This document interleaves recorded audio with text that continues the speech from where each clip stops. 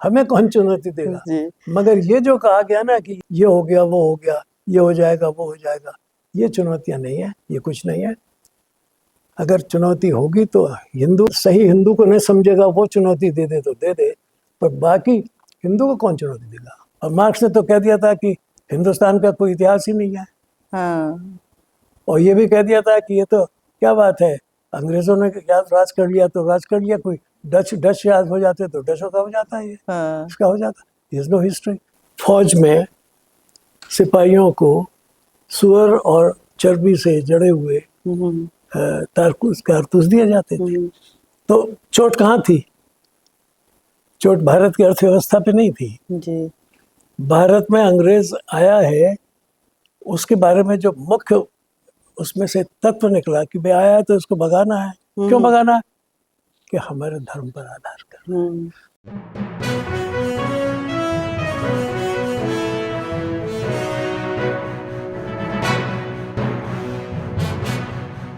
नमस्कार, मैं अनीता चौधरी। देश 26 जनवरी को 2026 में अगर बात करें तो अपना 76वां गणतंत्र दिवस मनाने जा रहा है। देश की आज़ादी को 78 साल हो चुके हैं और संघ अपने शताब्दी साल में है।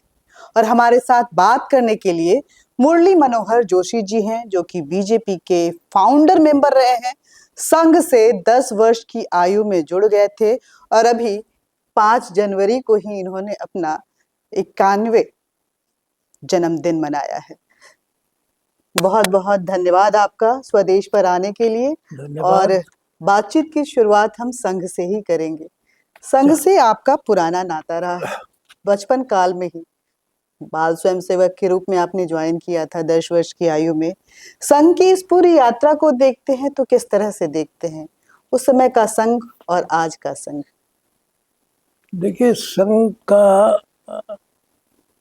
एक स्वरूप ऐसा समझिए कि किसी छोटे से स्रोत से एक धारा निकली, पता ही नहीं था लोगों को कि कोई धारा है भी, पर वो धीरे धीरे धीरे धीरे बढ़ते बढ़ते उसने पहले सागर, फिर एक तरह से महासागर का रूप ले लिया।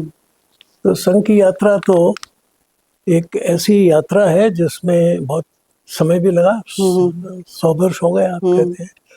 और उसकी विस्तार में शुरू में तो बहुत ही धीमी गति थी, फिर धीरे धीरे उसकी गति तीव्र हुई और विस्तार भी हुआ।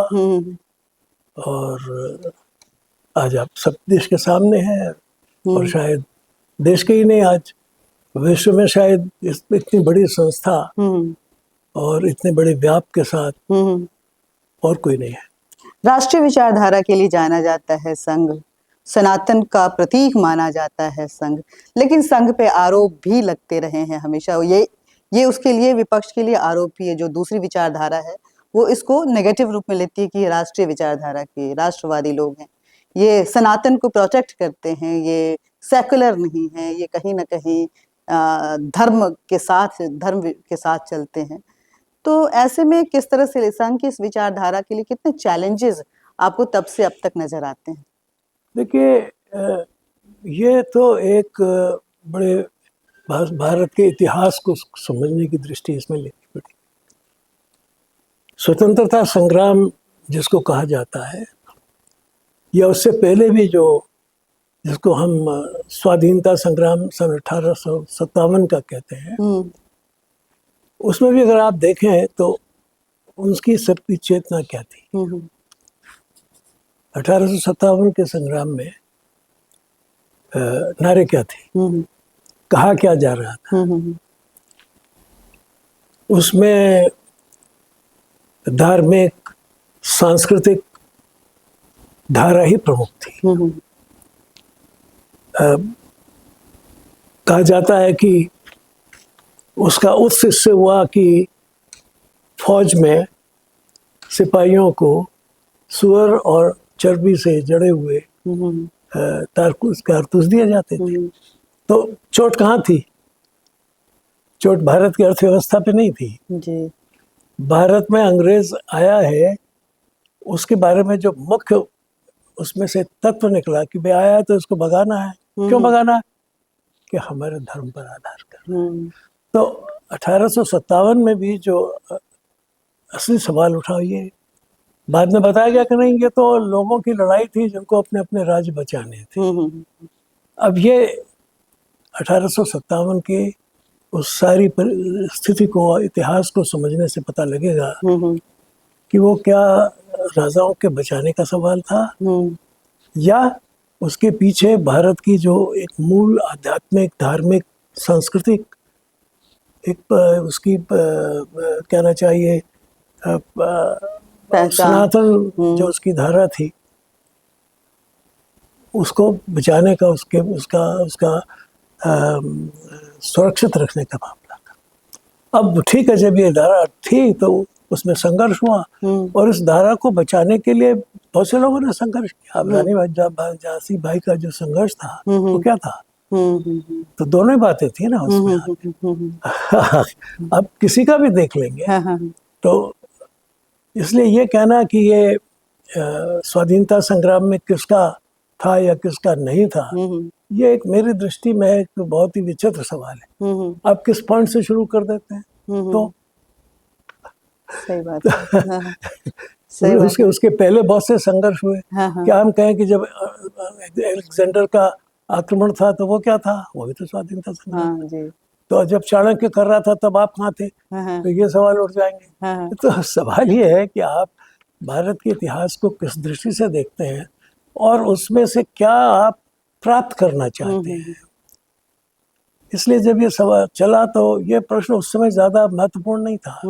हाँ, विचारधाराओं में अंतर था तब भी, वो स्वाभाविक था, वो आज भी है। वो जो उसका पहलू है स्वाधीनता संग्राम का, वो आज खत्म थोड़ी हो गया जी। अब अगर एक बार कहा जा रहा था कि सुभाष ने क्या किया, अब उन्होंने तो जो स्वाधीनता तत्कालीन स्वाधीनता संग्राम का मुख्य प्रयोजन था, उसमें अहिंसा उसका एक मुख्य सूत्र था। उन्होंने कहा नहीं, मैं तो हिंसा के मार्ग से चलूंगा। अब आप क्या कहेंगे उसको कि उसने क्या किया? उसको कौन से वाले को आप स्वाधीनता संग्राम मानेंगे? किसी का कहना ये भी हो सकता है। सही बात। फिर वो जो क्रांतिकारी थे, उनको भगत सिंह, हाँ भगत सिंह थे, और चापेकर था, और तमाम लोग थे। बंगाल में तो लड़कियों ने बहुत जबरदस्त किया। अब आप कहें कि नहीं, आप उसमें थे या नहीं? तो मैं समझता हूँ कि ये मेरी समझ में नहीं आता कि ये प्रश्न जो लोग खड़ा करते हैं वो क्या समझ कर करते हैं। ये हमेशा मैं उनसे मदद करता हूँ, क्या बताओ तो सही मुझे। सही बात है। ये कोई मतलब नहीं होता। और हमारे बाल्यकाल में जो हम थे, सारे लोग झंडा ऊंचा रहे हमारा गाते थे, और छात्र छात्राएं, बूढ़े बुढ़ियाएं, वो अपने अपने ढंग से लगी रहती थी। अब हमारी नानी थी, चरखा काटती थी जी। वो उनके साथ महिलाएं बैठती थी, तो वो चरखे में ही अपना स्वाधीनता का गाना गाती थी। अच्छा। हाँ, उनके गाने बने हुए थे। हाँ। हम लोग जो थे वो इसी तरह से गली मोहल्लों में जाते रहते थे, पुलिस थाने वालों से झगड़ते रहते थे, पिटते रहते थे। अब इसमें बहुत से संघ के स्वयंसेवक भी थे, बहुत से ऐसे थे कि जो नहीं थे लेकिन वो भी उसमें जुड़ते थे। ये कहना बड़ा कठिन होता है कि, और ये बड़ा विचित्र प्रश्न है जो मैं समझता हूँ केवल राजनीतिक स्वार्थ की दृष्टि से किया जाता है। ये तर्कहीन से।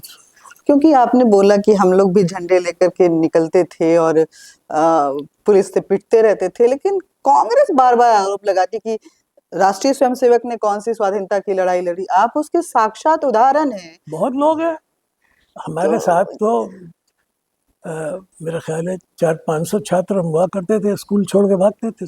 अब उसमें कौन कौन है? उसमें लड़कियां तो पढ़ती नहीं थी स्कूल में जी। उनका पाठशाला अलग होती थी, वो भी निकलती थी अलग। अब हमारे डॉक्टर सुभाष कश्यप, इनके तो माता और पिता दोनों ही जेल चले गए थे। अच्छा। हाँ, हाँ। अब ये भी उसी विद्यालय में थे, हमसे सीनियर थे। हाँ, हाँ। अब ये तो कांग्रेस में, तो ये तो नहीं थे ना। इसलिए वो तो जेल नहीं गए। हाँ, तो अब आप क्या कहेंगे? हाँ।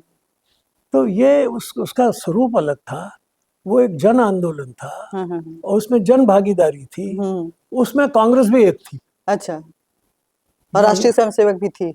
सब थे उसमें।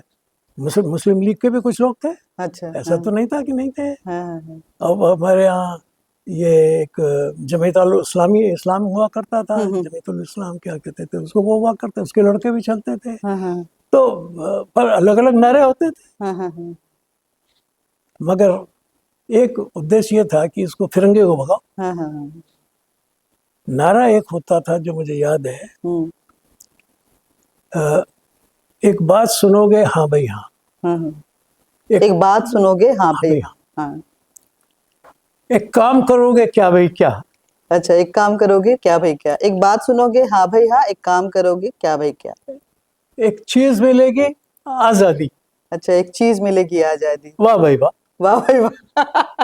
तो ये नारे हाँ, सबके। एक बात सुनोगे हाँ हाँ भाई भाई, हाँ। एक काम करोगे, क्या भाई क्या, एक चीज मिलेगी। आजादी। हाँ भैया।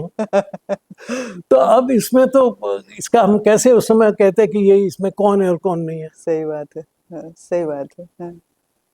ये अब ने कहा कि नहीं, अब मुझे पता नहीं है जितने लोग आज बोलते हैं यहाँ, ये क्या कर रहे थे उसमें, मैं तो जानता नहीं। हाँ, हाँ, इनमें से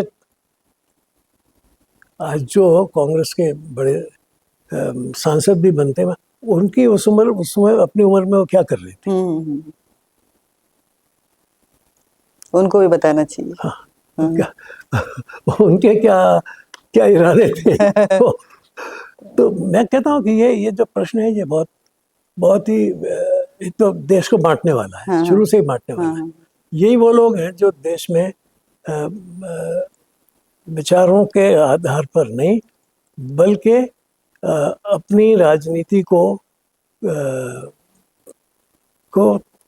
कहना चाहिए असली राजनीति के नीचे। राजनीति की रोटी सेकने के लिए। हाँ, राजनीति की रोटी सेकने के लिए, लेकिन आजकल सीख नहीं रही है। अब वो तो अलग बात है, लेकिन मैं कह रहा हूँ ना कि वो एक उसके ऊपर आफ्टर ऑल डॉक्टर हेडगेवार मैं इस पे आने वाली थी कि हेडगेवार और डॉक्टर गोलगार को। हेडगेवार जी संघ पर हाँ, उन्होंने और उसके पहले वो कांग्रेस में थे। हाँ, हाँ, विदर्भ में कांग्रेस के बड़े पदाधिकारी थे। एक जब ये कांग्रेस का अधिवेशन होने वाला था, तो उन्होंने उसमें उनके विदर्भ कमेटी ने एक प्रस्ताव भेजा था कि कांग्रेस का उद्देश्य भारत की स्वाधीनता और विश्व में पूंजीवाद का विरोध, भारत को स्वाधीन कराना और विश्व से पूंजीवाद को समाप्त कराना। अब ये आदमी संघ चलाता है। अब आप क्या कहेंगे? उन्होंने भाई उसने नहीं माना पूंजीवाद का विरोध करना, कांग्रेस ने कहा कि नहीं, वो प्रस्ताव ही नहीं माना उन्होंने। तो असली कौन हुआ फिर?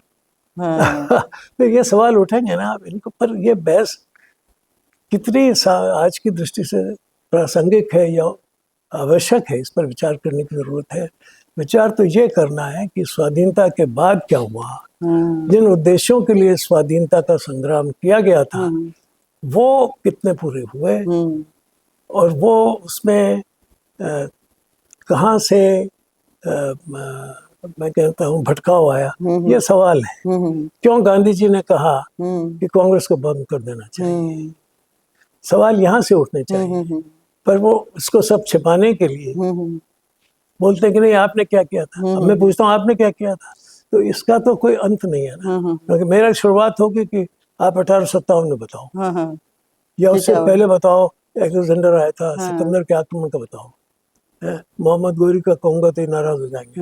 मैं सिकंदर अच्छा, आपने अभी जिक्र किया कि ये जो बातें हैं वो विभाजन करने वाली बातें हैं। आपने स्वाधीनता की लड़ाई देखी, देश का विभाजन देखा और स्वाधीन भारत का सफर भी देखा। वो देश विभाजन, मुस्लिम लीग की आपने जिक्र किया कि वो भी आजादी की लड़ाई के लिए नारे लगाते थे, लेकिन मुस्लिम लीग एक कारण भी बना इस देश के विभाजन के लिए। लेकिन वो विचारधारा अभी तक भारत में है और कहीं ना कहीं विभाजन का वो परिदृश्य बार बार नजर आता है। देखिए, वो इस पर फिर गहराई से जाने। विभाजन स्वीकार हुआ, हो गया, लेकिन इसको देखिए कि विभाजन के अंदर जो कांग्रेस की जो समिति थी, उसके अंदर का माहौल क्या था।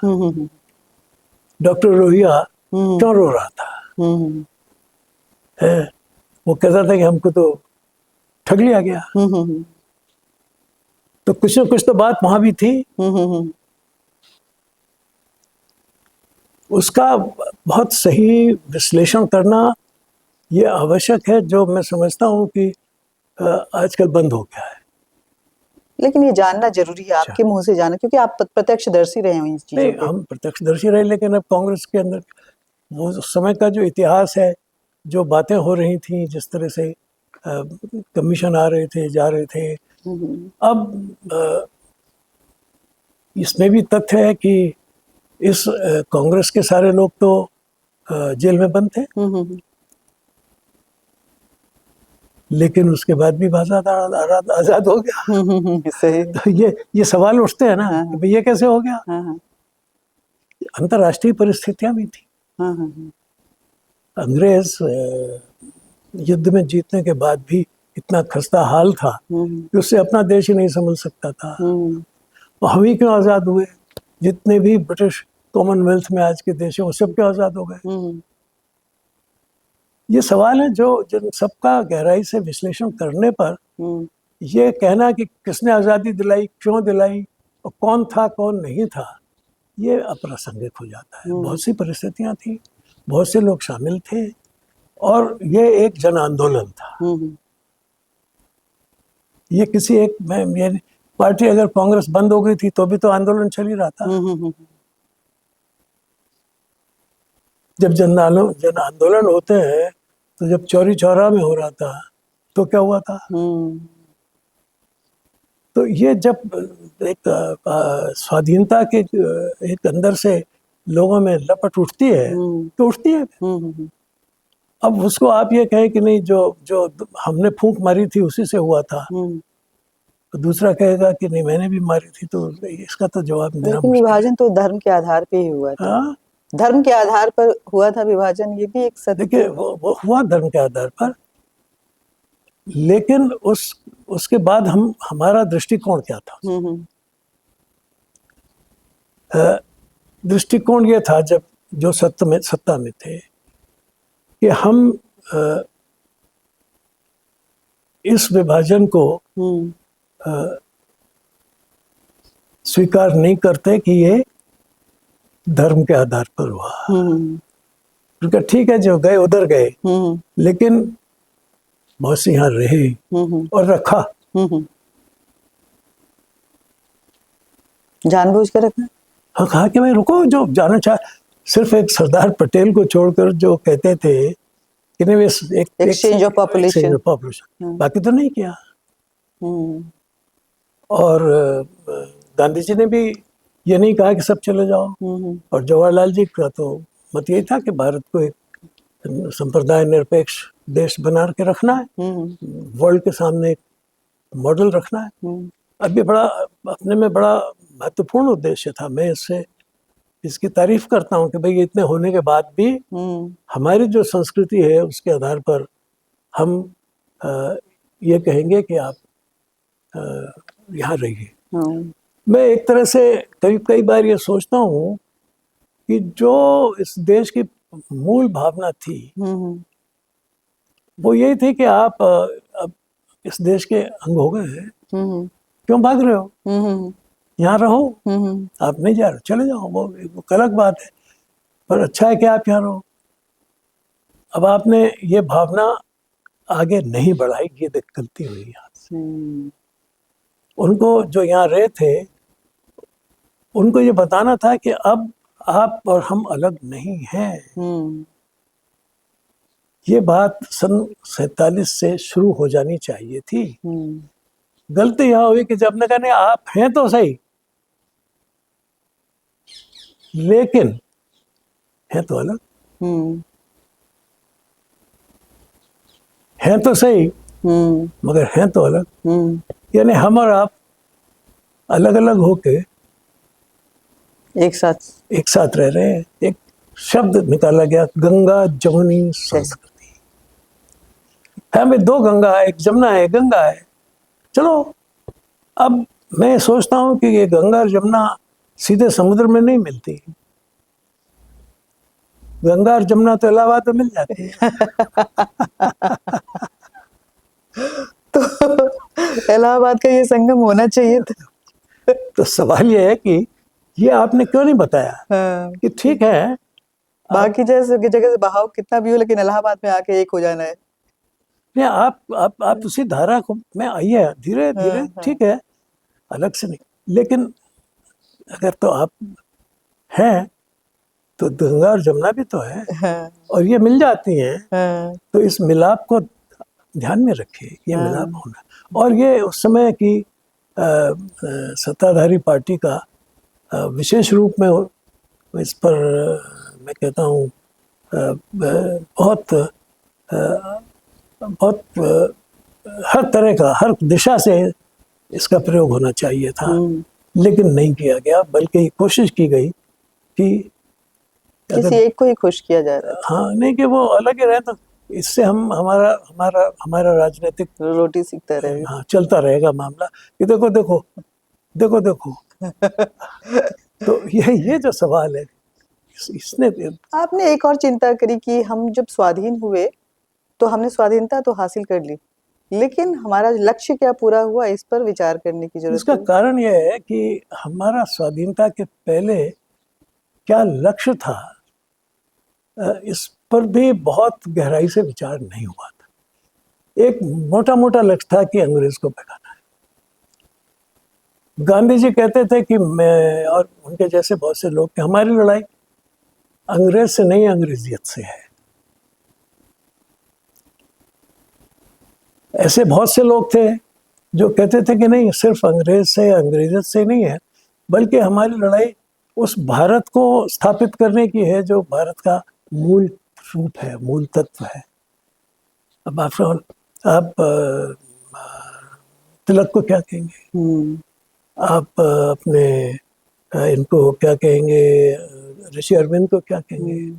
आप इनको बिपिन पाल को और लाला लाजपत राय को, लाल बाल पाल को क्या कहेंगे आप? और आखिर आप ये देखेंगे कि गांधी जी ने तो कहा ना, राम राज्य की स्थापना करना है, करेंगे। अब राम राज्य तो हिंदुस्तान की शुरुआत से जुड़ता है ना, इसकी मर्यादाओं का संकुलन है पूरा।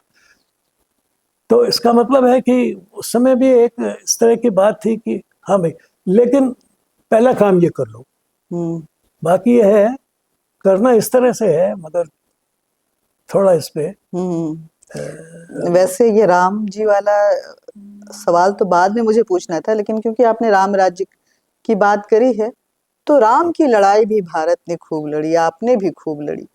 वो लड़ाई को अगर हम देखते हैं तो नीतिगत तौर पे जो इतने सालों बाद राम मंदिर में प्राण प्रतिष्ठा हुआ और रामलला को अपना अधिकार मिला, वो किस तरह से देखते हैं? उस समय की सरकारों को देखते हैं तो किस तरह से उनके रोल को देखते हैं? देखिए, ये भी, इसको भी बहुत गहराई में समझने की जरूरत है। ये जो पुरानी लड़ाई थी राम, वो चली आ रही थी, और वो जैसा कहा कि ना कि वो एक आज़ादी की लड़ाई में उसका योगदान था। मगर ये जो घटना हो गई 1949 में, इसने उसको एक उसी समय का कहना चाहिए तात्कालिक महत्व प्रदान कर दिया। हम्म। चलिए, उसके भी बहुत सारे प्रकरण हैं जो कहने में तो बहुत लंबा समय हुआ, लेकिन जो बात आई वो केवल ये आई थी कि भाई इस एकीकरण के लिए जो ये दो धाराओं का वो है ना कि वो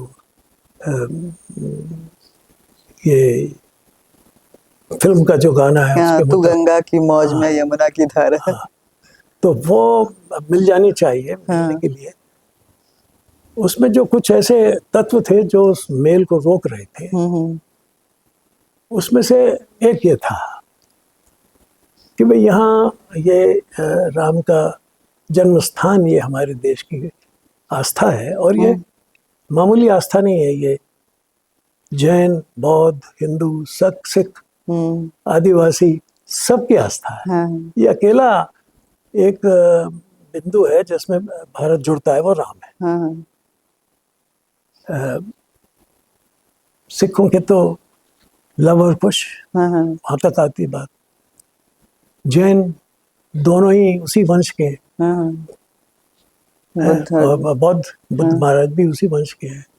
तो ये सारे जितने भी हैं, और ये सारी धाराओं में राम की जो मर्यादाएं हैं, जो राम का जो धर्म पक्ष है, वो सबने स्वीकार किया। तो ये एक तरह से भारतीय पूरे समाज की जो सांस्कृतिक यात्रा रही है उसका प्रतीक रहा है। तो इसलिए इसके बारे में तो किसी को दो मत नहीं होने चाहिए।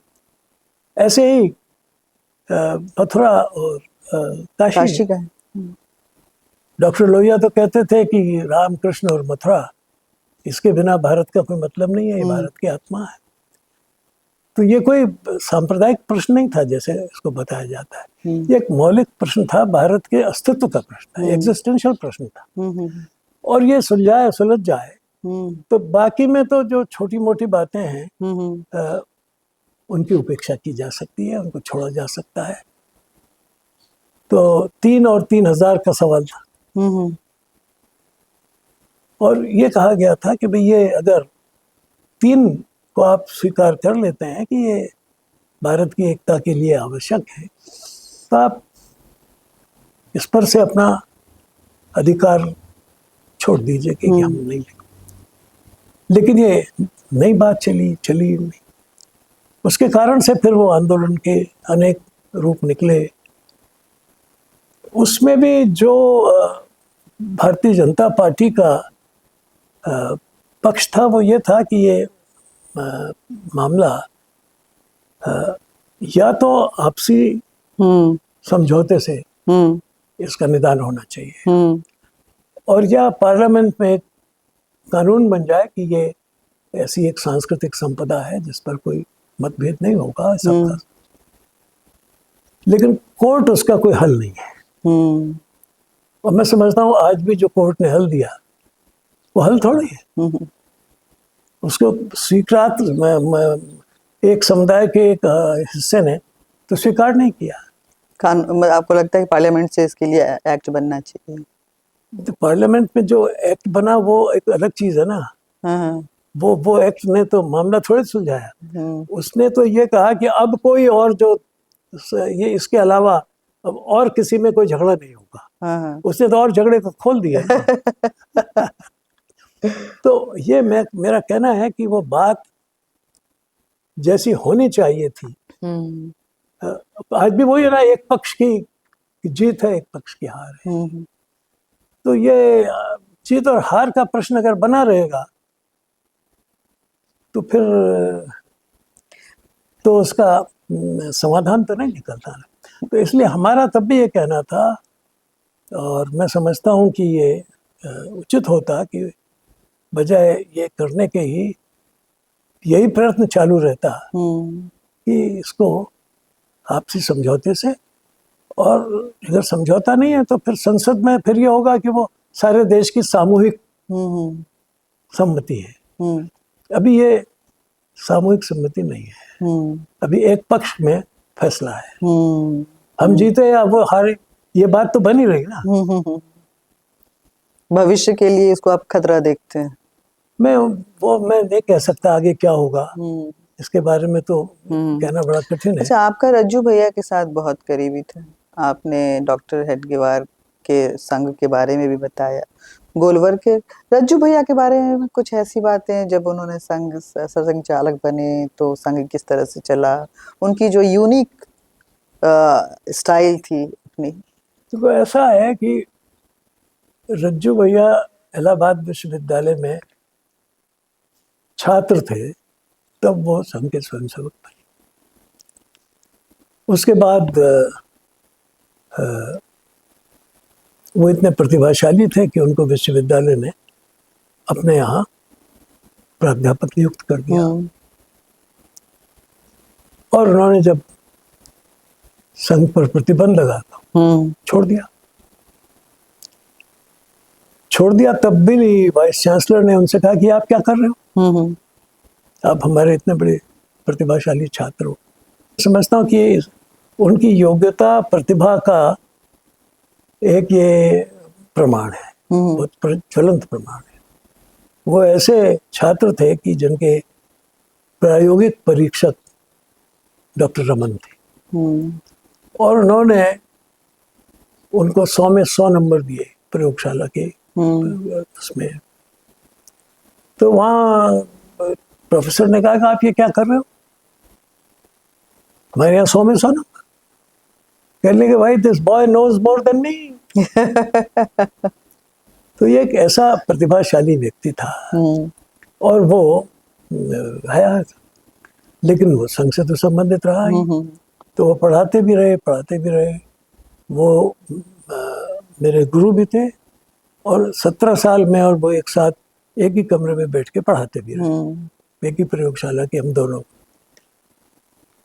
वो संघ और विज्ञान दोनों में उनकी प्रतिभा और उनका जो कहना चाहिए, जिसको कहते हैं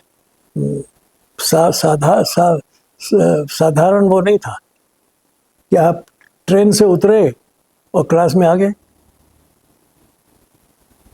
एमएससी क्लास में आ गए, और फिर क्लास खत्म की और साइकिल कर बैठ कर चले गए, गांव में चले गए। तो ये जो उनकी एक तीव्र उनके अंदर की पिपासा थी संघ के काम करने की, और साथ ही साथ जो उनको पढ़ाना है उसको बिल्कुल उसी स्तर पर, क्योंकि जब हम पढ़ते थे तब पुस्तकें नहीं थी। अच्छा। और एमएससी में तो पुस्तकें बहुत विदेशी लोगों की लिखी थी, वो भी 2-4 होती थी, मिलती नहीं थी, लाइब्रेरी में जाना होता था। तो उस समय का ये रहता था, भाई देखो तुम्हें ये पढ़ना है ना, किसी ने पूछा गुरुजी कहाँ से, देखो वहाँ मिलेगी उस पुस्तक के उसमें मिल लेना। वहाँ एक रिसर्च जर्नल आया हुआ है, उसमें ये चीजें मिल जाएंगी, वो पढ़ लेना। अच्छा। तो ये जो बात है, इतना काम करते करते ये भी याद रखना कि वहाँ पर प्रयोगशाला में अगर कोई प्रयोग हो रहा है और लड़के से ठीक नहीं हो रहा है, और थोड़ा सा उसको समझा दिया, तो ये एक उनकी बड़ी भारी उनकी मैं समझता हूँ प्रतिभा थी, गुण था, जिससे छात्र उनसे बहुत ही प्रभावित होते थे। और हॉस्टल में जाते थे, लोगों से बात होती, तो बहुत से लोग उनसे जुड़ते थे। कुछ शाखा में आते थे, कुछ वैसे भी जुड़ जाते थे कि भाई एक ऐसे प्रतिभाशाली व्यक्ति से जुड़ना है। और उस समय चूंकि इलाहाबाद में ज़्यादातर लोग सिविल सर्विसेज के लिए या इंजीनियरिंग सर्विसेज के लिए उसके लिए आते थे, तो शाखा में आते थे, लेकिन वो फिर जैसे परीक्षा में आ गए तो उधर चले जाते थे। मगर उन्होंने एक ऐसी छाप छोड़ी, और आसपास के ज़िलों में लोग आते थे, देखने के लिए भी आते थे, पढ़ने के लिए भी आते थे, और बहुत सहृदय थे। छात्र में कोई बीमार हो जाए तो हमसे कहते यार वो तुम्हारा आज वाला स्टूडेंट आया था क्या? मैंने कहा नहीं आया, तो जरा चलो देखा। अच्छा, मतलब इतने सोशल, इतना सभी चीजों का बिल्कुल। और जब जो नए छात्र आते थे उनसे बराबर पूछते थे किस जिले से आए हो, किस प्रदेश से आए हो, किस हॉस्टल में हो, और वो अब कोई आया वहाँ से, मणिपुर से आया, हाँ। तो पूछते थे भाई कैसा भोजन खाता है तू, कहाँ मिलेगा कि नहीं मिलेगा। तो ये प्रचारक का गुण था या रज्जू भैया का गुण था? ये रज्जू भैया का स्वतः भी गुण था, हाँ और प्रचारक होने से उन्होंने ये ज्यादा विकसित कर लिया। हाँ। फिर उनके पिताजी में भी यही गुण था, उनकी अच्छा। माताजी में, उनके छोटा भाई मेरा क्लास फेलो था, उसमें भी यही गुण था। अच्छा। तो ये उनका एक जिसको कहते हैं जेनेटिक हाँ। स्वभाव था वो पर होता। कहते हैं कि संघ की स्थापना करके शरीर के रूप में हेडगेवार जी ने संघ को दिया, लेकिन आत्मा बंच ऑफ थॉट के साथ गुरु गोलवलकर जी लेकर के आए। किस तरह से देखते हैं उस बंच ऑफ तो वही थॉट? बात है ना कि जब कोई चीज शुरू होती है सूत्र में होती है, एक बात कही जाती है कि सूत्र होता है, फिर उस सूत्र की व्याख्या होती है।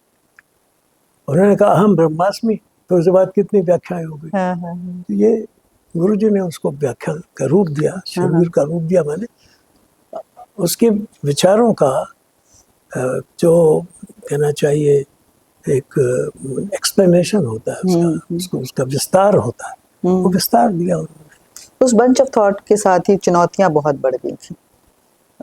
देखिए ऐसा है कि बेंच ऑफ थॉट एक पुस्तक है जो एक साथ नहीं लिखी गई है। हाँ वो धीरे धीरे जो उनके, अब ऐसे में हमेशा ये होता है ना कि एक परिस्थिति में एक थॉट दिया जाता है, उसकी जो महत्ता होती है वो सीमित होती है।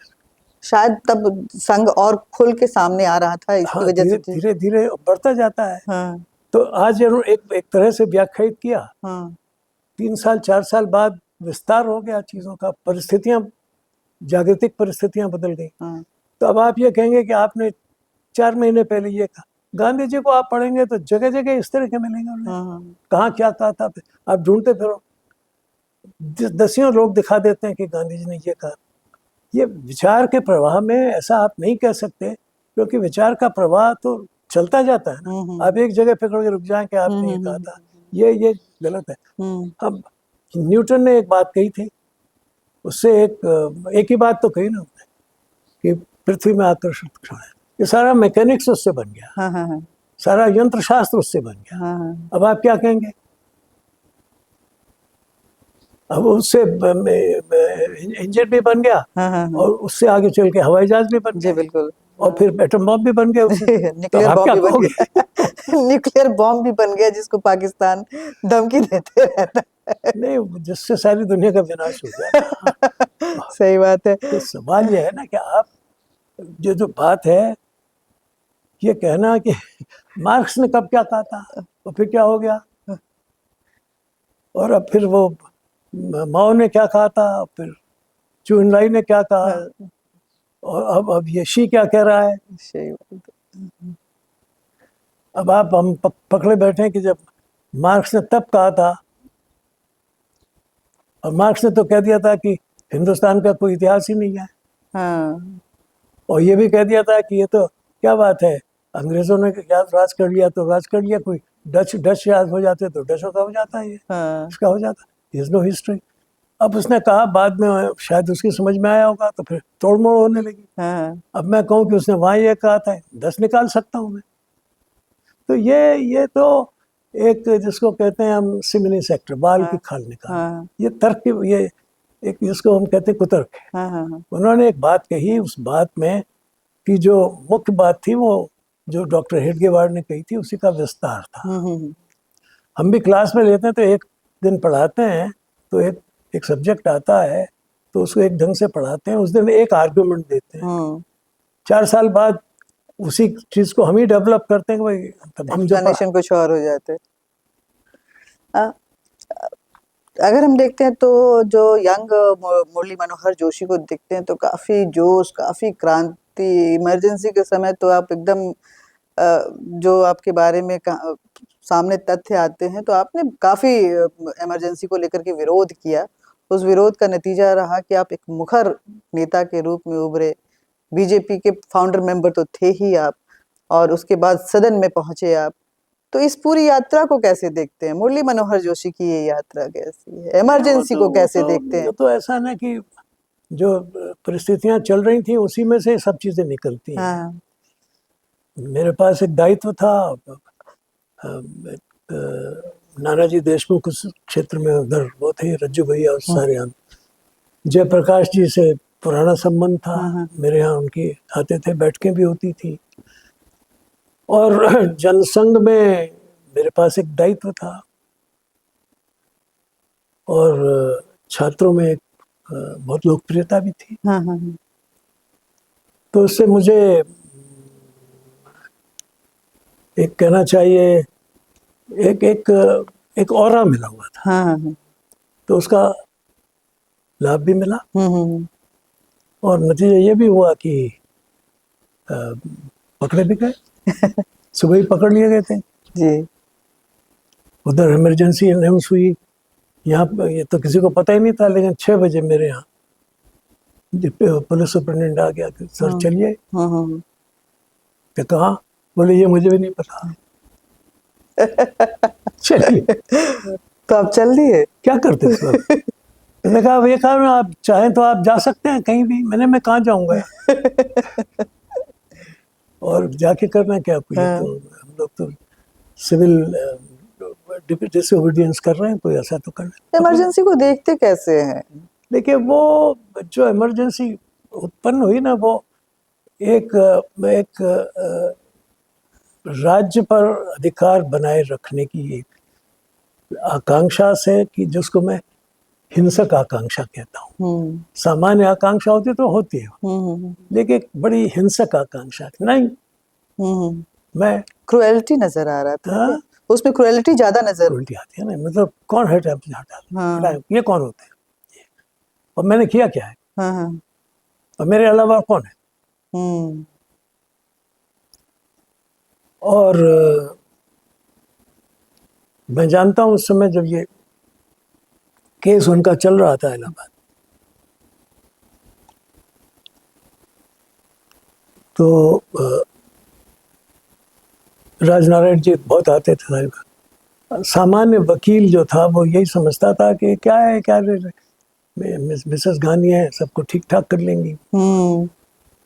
लेकिन जब वो जगमोहन लाल जी की कोर्ट में चला गया, तो लोगों को ये लगा कि ये कुछ शायद आसानी से मामला सुलझेगा नहीं।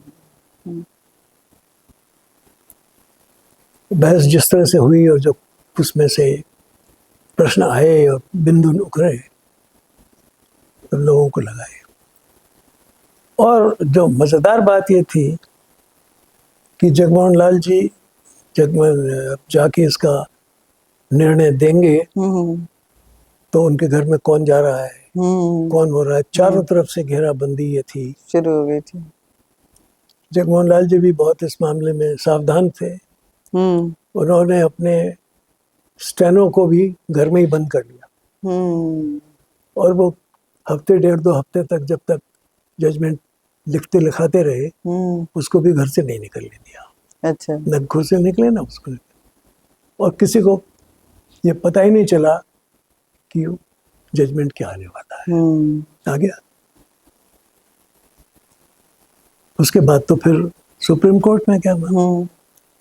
सुप्रीम कोर्ट में भी पहले स्तर पर तो डॉक्टर कृष्ण अय्यर ने उसमें कुछ थोड़ा किया, फिर बाद में बड़ी बेंच में चला गया। वो उसका जजमेंट भी एक मिसाल है,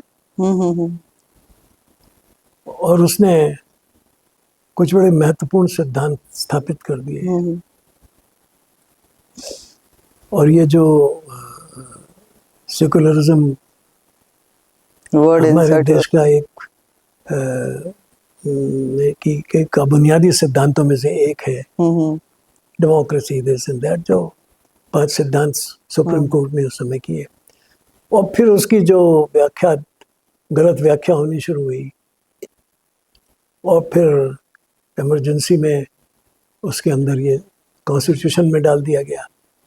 ये सब जो बात हुई, उसमें से इसने बड़ा नुकसान किया है। बाद में फिर बहुत चीज़ें तो ठीक हुई, लेकिन वो जो समय की, फिर भी इतना मैं कहूँगा कि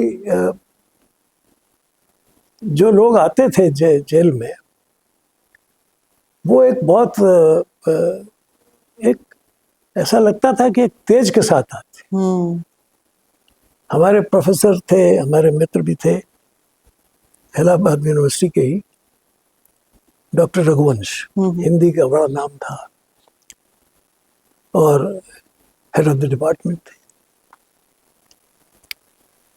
उनके ऊपर चार्ज लगाया गया कि ये रेल की पटरी उखाड़ रहे थे और तार तोड़ रहे थे। तो वो DIR की चार्जेस लगे थे उन पर। मुकदमा, क्योंकि बाद में मीसा आ गया तो मुकदमा जेल में होने लगा।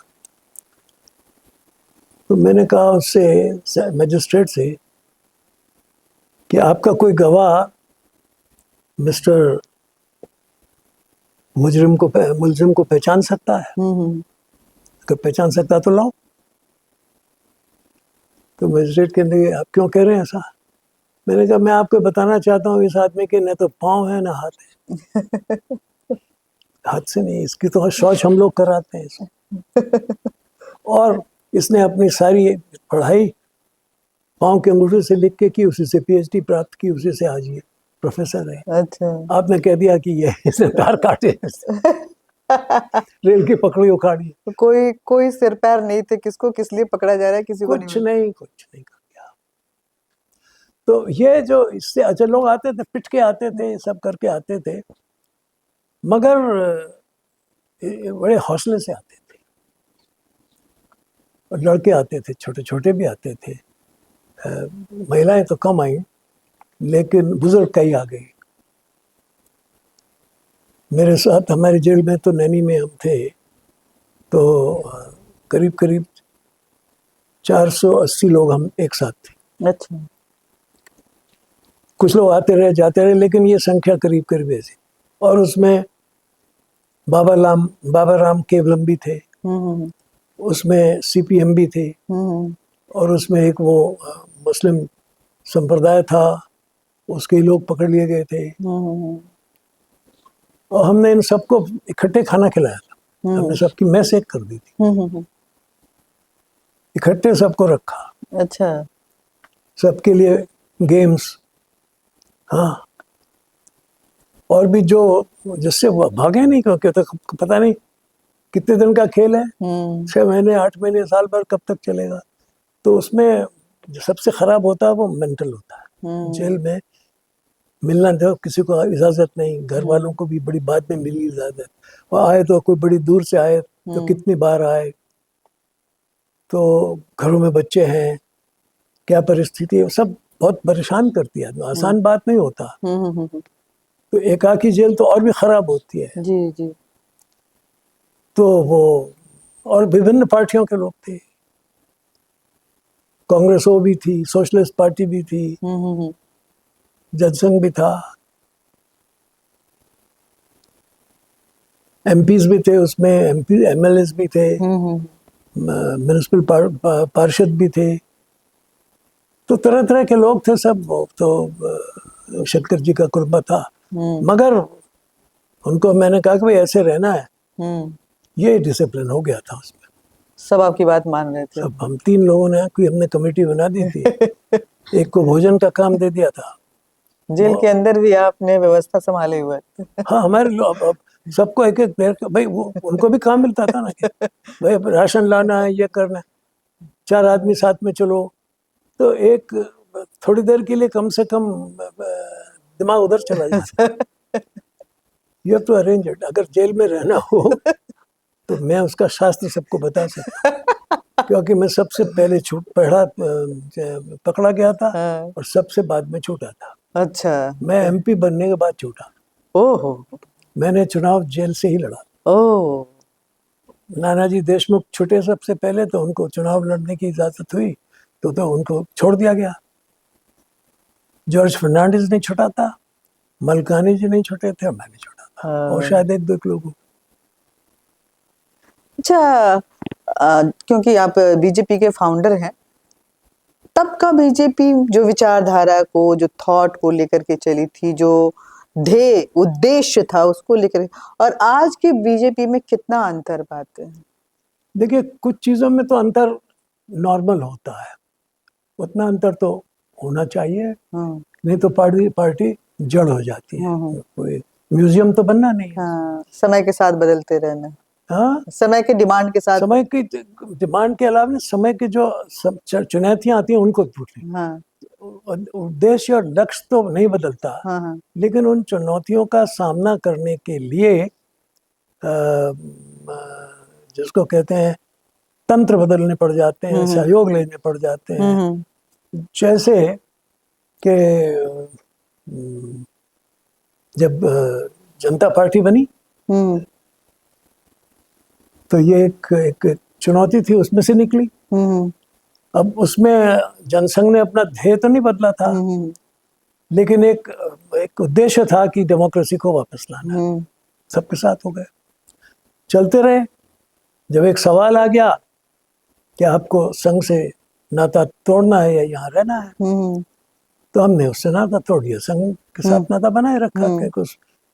तो ये एक चुनौती थी, उसका सामना किया, उसका रास्ता निकाला।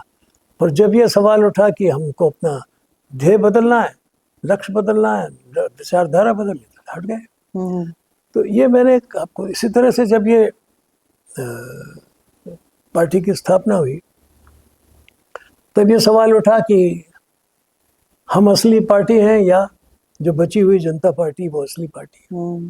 अब हमें ये साबित करना था कि हम ही असली पार्टी है।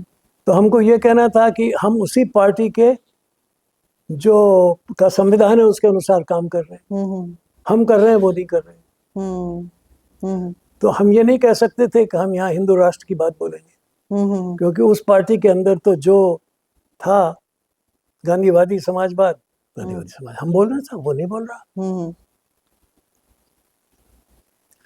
तो अब ये हमने बदला नहीं उसको, लेकिन हमारे लिए ये आवश्यक था कि अगर हमें अपने आप को साबित करना है कि Jana Sangh was the main constituent, वही सबसे बड़ा था और वही पार्टी ये है, और इसी में सबसे ज्यादा सांसद हैं इसी।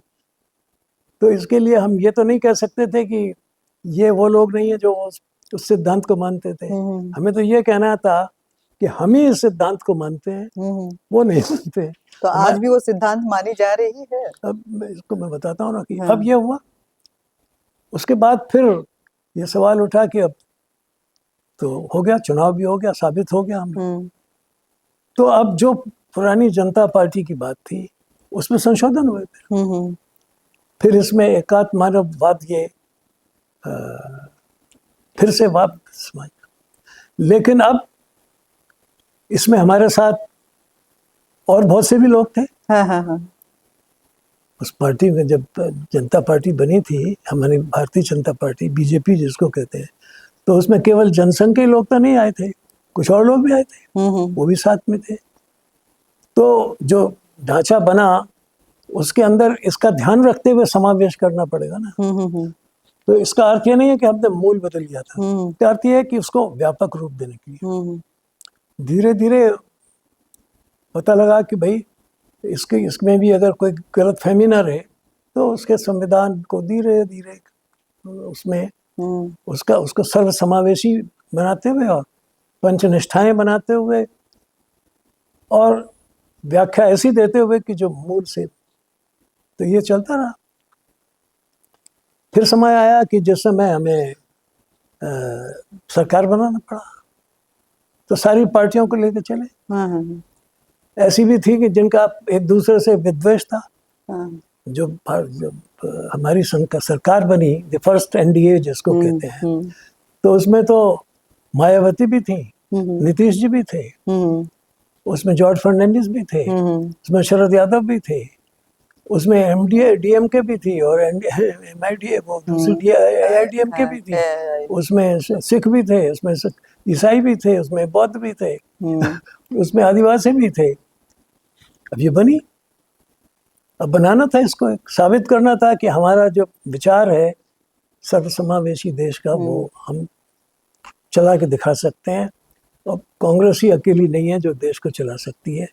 तो फिर हमें कहना पड़ा कि हम एक कॉमन एजेंडा पे काम कर रहे हैं।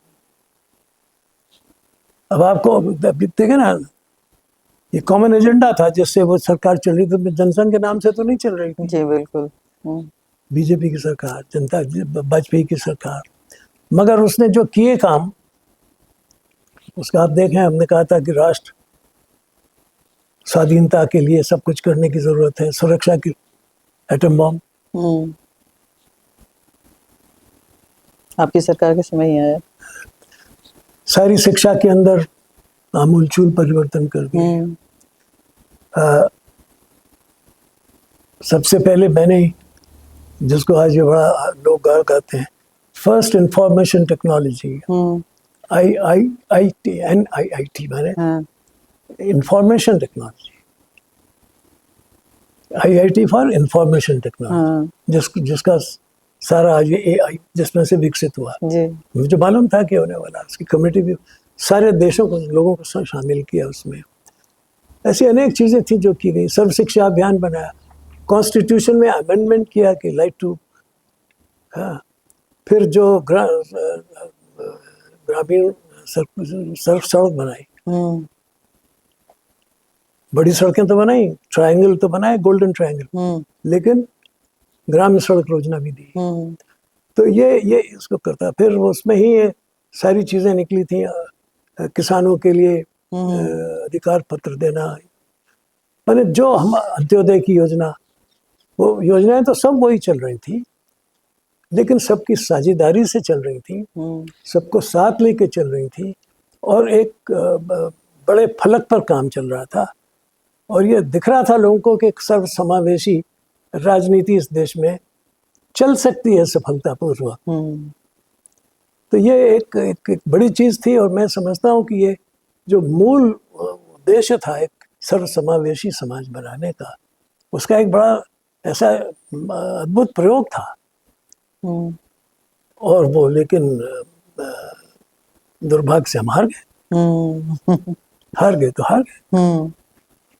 फिर अब उसके बाद ये है कि एक नई यात्रा शुरू हुई, नए लोग आने शुरू हुए, उनका नया जोश आया, कि नई कोपलें निकली, नए कांटे भी आए, सब कुछ हो गया। और वो दोनों ही चीजें हमारे सामने हैं। इसमें कोपले कौन है और कांटे कौन है? ये तो अब जनता तय करेगी। लेकिन है तो दोनों ही चीजें। आपकी एक किताब है, बहुत चर्चित है, जिसमें कि हिंदुत्व एक चुनौती। ये मेरी किताब नहीं है, पता नहीं कैसे मेरे नाम से दी जाती है। हाँ, मेरे किसी भाषण का संकलन संकलन नहीं, कोई कुछ भाषण दो एक ये होंगे उस समय, वो भी उसको पता नहीं कैसे किसने किया है, मेरी जानकारी में नहीं है अगर ये किसी ने मेरे नाम से भी छापा है। लेकिन ऐसा देखने में आता है। नहीं बात है ना, मैं तो कभी लेख कोई ऐसे पेटेंट कराता ही नहीं था, या आए बोल गए चले गए। अब आजकल तो करना वैसे हिंदुत्व के लिए चुनौती मानते हैं अभी फिलहाल के परिदेश? मैं ये नहीं मानता हूँ मैं कि कोई चीज हिंदुत्व के लिए चुनौती है। हिंदुत्व के लिए कोई चुनौती नहीं हो सकती।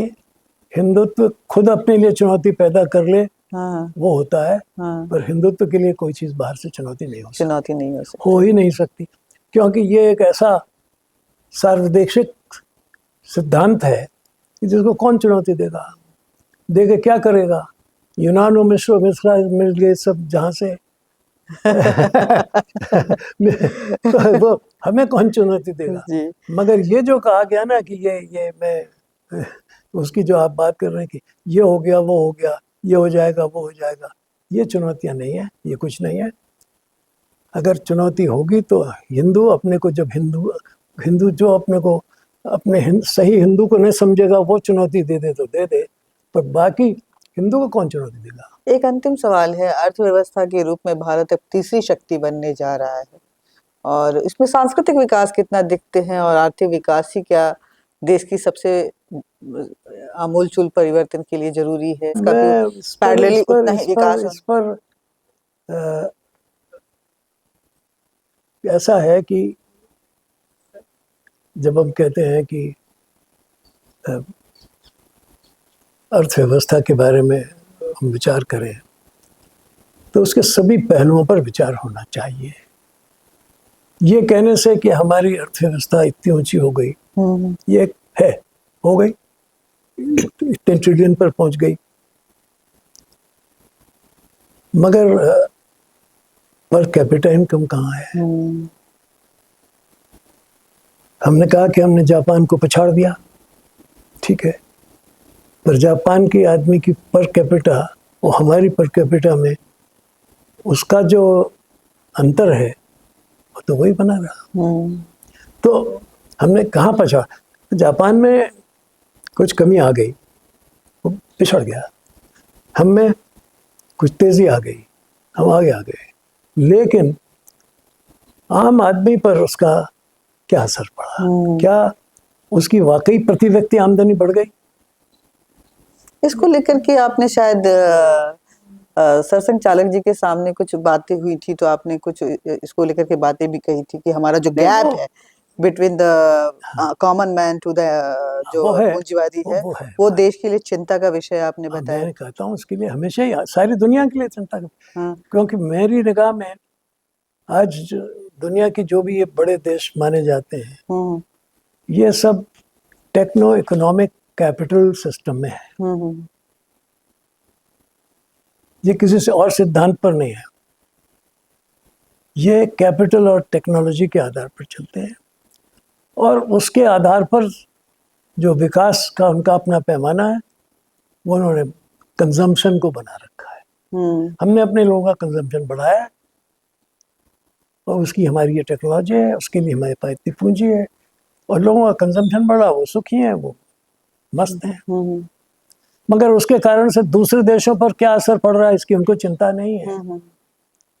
आखिर आज भी अमेरिका सबसे ज्यादा कार्बन का उत्सर्जन कर रहा है, हमसे कहीं ज्यादा कर रहा है, लेकिन कर रहा है और कहता है कि मैं तो ग्रीनलैंड भी ले लूंगा, ये भी। तो ये जो चीन का बस चलेगा तो वो ताइवान को ले लेगा, मौका आ जाए तो हमारे नॉर्थ ईस्ट में भी कब्जा कर लेगा। रूस का देख रहे हैं आप, तो वो अपना यूक्रेन पर और भी इधर। तो ये जो है एक सोच कि more is better than less, more is better, more is more, ज्यादा जमीन, ज्यादा धन, ज्यादा, ये एक सोच है जो एक जिसको मैं कहता हूँ मैकेनिकल मॉडल ऑफ यूनिवर्स से पैदा हुआ है और हम होलिस्टिक मॉडल के मानने वाले हैं। तो ये संघर्ष तो बना रहेगा। आज भी हमने 1.7 से ज्यादा दुनिया का उपभोग कर लिया है। दुनिया एक है लेकिन कंजम्पशन में हमारे हम 1.7 हो गए हैं, शायद अब तो 1.8 हो गए होंगे या 1.9 हो गए होंगे। तो आप कहाँ जाओगे? तो अगर आप ये नहीं समझते हो कि किसी भी सीमित प्लेनेट में असीमित ग्रोथ नहीं हो सकती, अगर आप इस बात को भूलते हो तो फिर आपको मार्स में जाना पड़ेगा, इसके अलावा और कोई रास्ता नहीं है। और कौन ले जाएगा? वो मस्क और उसके दोस्त और वो बुजुर्ग और कौन कौन है, वो चैनल बना रहे हैं कि हम जाएं और प्रयोग हो रहे हैं कि हम ये देखें कि मार्स में और मून में कहीं अनाज पैदा किया जा सकता है, कहीं थोड़ी सी हवा मिल सकती है, तो बात की जा रही है। तो ये हम उधर अगर जा रहे हैं तो ये हमें सोचना है कि क्या इतनी बड़ी आबादी और इतना छोटा हमारा साधनों का वो, इससे हम इसका संतुलन कैसे बनाएंगे? Economy, ecology, natural resources, culture, ये सारी चीजें हैं जिनका संतुलन करना पड़ेगा, एंड पॉपुलेशन। तो अगर ये कमरा है, इस कमरे में आप 50 आदमी ठूंस देंगे तो ठूंसने को आप 100 भी ठूंस देंगे पर मर जाए, सफोकेशन नहीं होगा, ब्लैक होल नहीं बना। तो ये एक विचार है और इसमें ये जो ग्रोथ एक पैमाना है, इस पर विचार करने की ज़रूरत है। मैं समझता हूँ वेल बीइंग, मनुष्य का संतोष, मनुष्य की जो एक आंतरिक प्रवृत्तियां हैं, उन सबको खुल खेलने का मौका और freedom of thought, freedom of creativity, and एक जिसको मैं कहता हूँ फ्रीडम फ्रॉम वांट, उसको भोजन की चिंता नहीं रहनी चाहिए। इसके बाद जो जो जो जो व्यवस्थाएं एक समाज को जन्म दें, वो तो एक सही विकास का दृश्य परमिट करेंगी। उधर जाने में तो मैं समझता हूँ भी बहुत लंबा रास्ता तय करना पड़ेगा। बहुत बहुत धन्यवाद। आपके साथ ये संवाद जो है वो बहुत व्यापक रहा। मुरली मनोहर जोशी राजनीति के पुरोधा, इंटेलेक्चुअल, और अगर कहें तो उन्होंने उन दशकों को देखा है, उस काल को देखा है जहां से स्वाधीनता की लड़ाई चल रही थी, देश विभाजित हुआ, एक नया देश बना, भारत स्वाधीन हुआ, और उसके बाद विकास की उस गति में आज चिंता के कई पैमाने भी जुड़ गए हैं। जय हिंद।